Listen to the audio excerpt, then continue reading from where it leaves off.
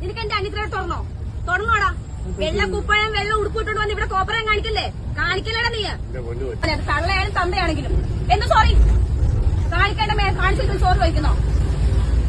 പിന്നെ വന്ന കനാലുണ്ട് വിട്ട് എറിയ നിന്നെ വേണ്ടത് നീ കാണിക്കുന്ന പ്രവർത്തിക്ക്. ഇപ്പൊ ഞാനൊരു യൂട്യൂബറാ, ഞാൻ എത്ര വീഡിയോ ഇടട്ടെ നീ അടിച്ചു നോക്ക.